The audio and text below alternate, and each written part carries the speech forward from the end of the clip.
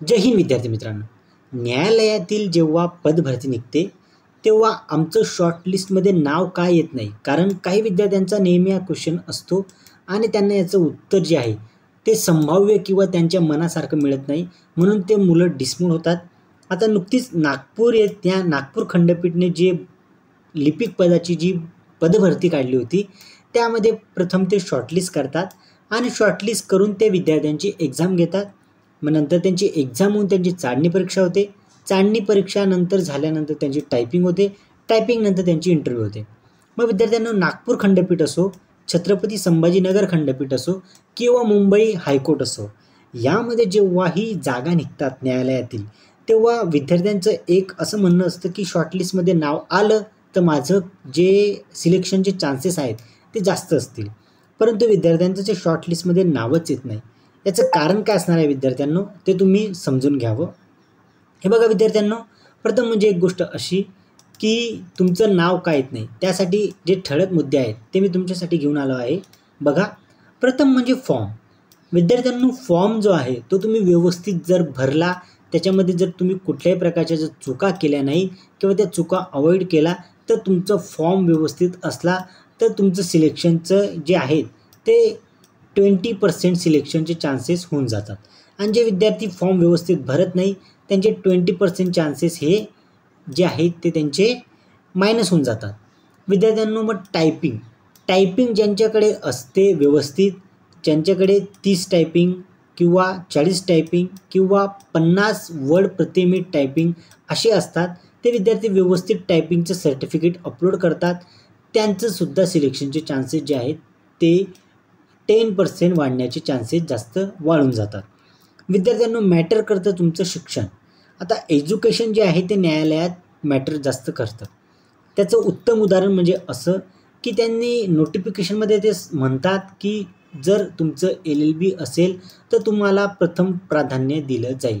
मग विद्यार्थ्यांना जेव्हा तुम्ही फॉर्म भरतात किंवा जेव्हा तुम्ही फॉर्म भरणं तुमचं चालू असतं, त्यामध्ये प्रथम तुमचं जे LLBचं सर्टिफिकेट ते चेक करतात.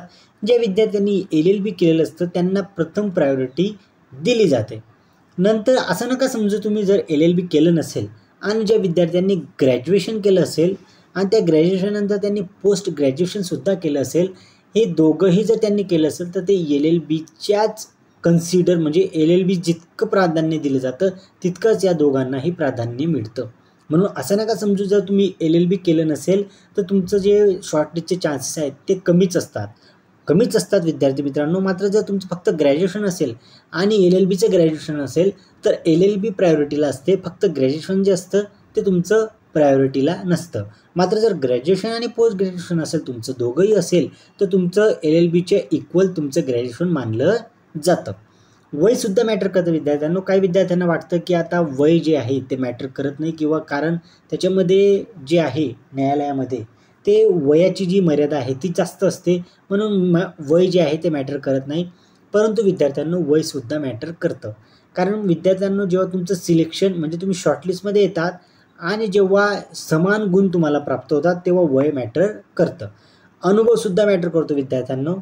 कुठे जर तुम्ही न्यायालयात जर काम केलं असेल किंवा तुम्ही कुठंतरी म्हणजे तुम्ही ई-सेवामध्ये काम केलेलं असेल किंवा तुमचं जर काही अनुभव असेल न्यायालय रिलेटेड, तो सुद्धा तुमचा कन्सिडर होत असतो. विद्यार्थ्यांनो, या ज्या गोष्टी आहेत त्या गोष्टी जर तुमच्याकडे व्यवस्थित असल्या आणि तुम्ही व्यवस्थित जर फॉर्म भरला तर तुमचं सिलेक्शन होतं. शिक्षण खूप मॅटर करतं विद्यार्थ्यांनो. जे विद्यार्थ्यांचे LLB असतं, LLM असतं, त्या विद्यार्थ्यांना प्रथम प्रायोरिटी मिळते. याच्यात काहीही दुमत नाही आहे माझं.